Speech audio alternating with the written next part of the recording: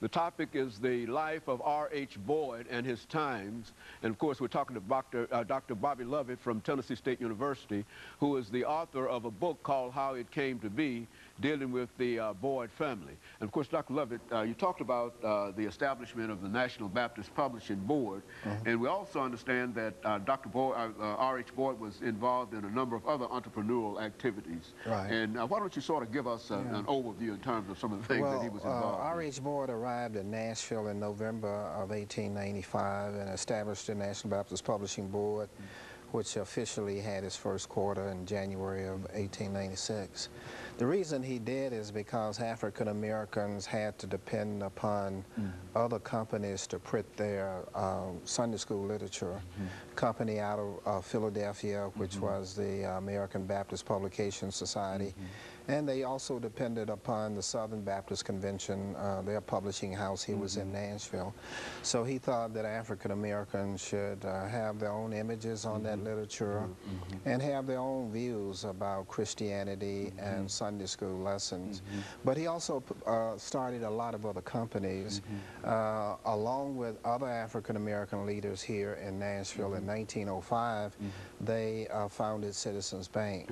And as few people know, Citizens Bank in Nashville, which has 3 branches in the city. Citizens Bank is the oldest continuous operating African American bank in the country. It goes back to 1905. But he also started the National Baptist Negro Dolls Club. They sold black dolls because they argued that African American children should have toys that reflect their image. And so he formed the Negro Doll Company, National Negro Doll Company. You know, that's a curious thing, Dr. Lovett, because I think a lot of us think that only in the 1960s do we get these African images and whatever. But you're telling us R.H. Boyd and others were thinking in at the turn of the 20th century. They had the National Negro Doll Company, which you can see pictures of in the Nashville Globe. And he also started the National Baptist Church Supply Company, and that was to put African Americans to work building cabinets and church furniture. They sold organs and all sorts of things. And black craftsmen made a lot of these particular products here in Nashville. And they, along with others, formed the Union Transportation Company in the spring of 1905.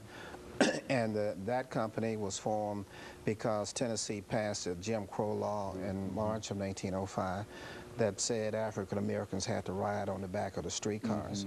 So they boycotted the Nashville streetcars and formed their own streetcar company. And they bought electric streetcars that are from St. Louis and Tarrytown, New York.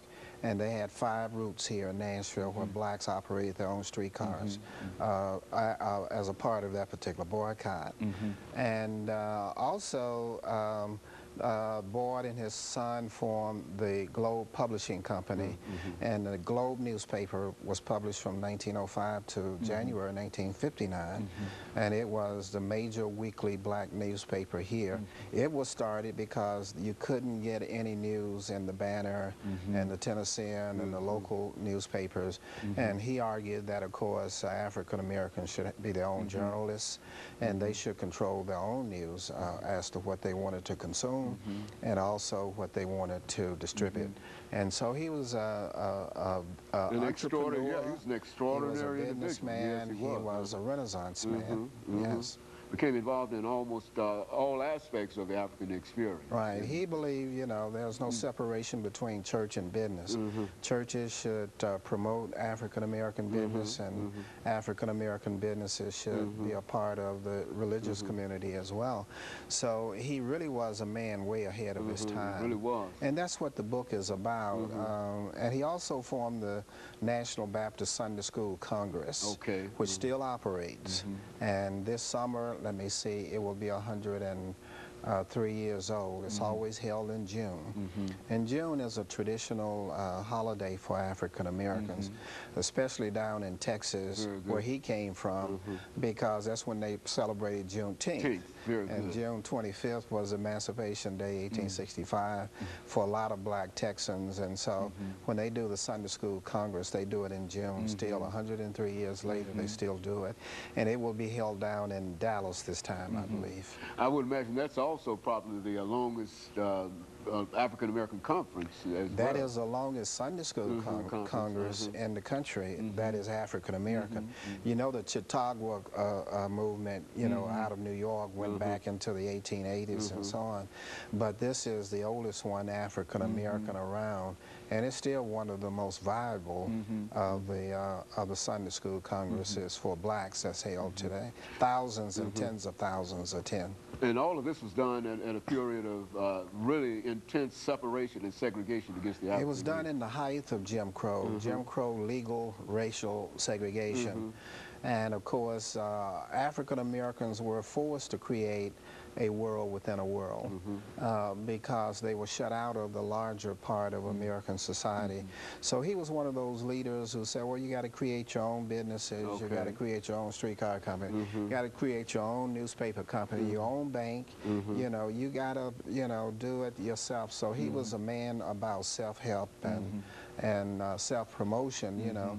And it was a very dynamic time for African Americans because they came just a generation out of slavery and found themselves less dependent upon the larger society. Yeah, that's right. Now, his son was R.H. Boyd. What was his son? His son was Henry Allen Boyd. Henry Allen Boyd. He was born in Texas, and when his father died in 1922, he became head of the National Baptist Publishing Board and remained head until he passed away in 1959. Then he was succeeded by his nephew, T.B. Boyd Jr., and when he died in 1979, his son took over, T.B. Boyd III, who is currently the CEO and president of the R.H. Boyd Publishing Company. And so this whole family, this is why you were concerned with the family, the Boyd family. Yeah, a family that ran this corporation and still does.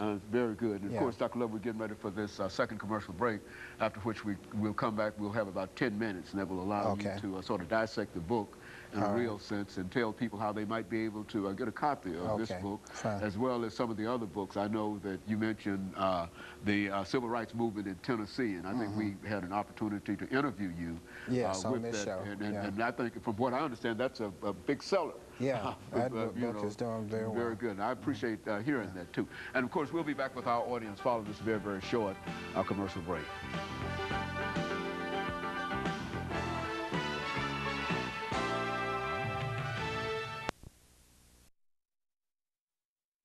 The topic is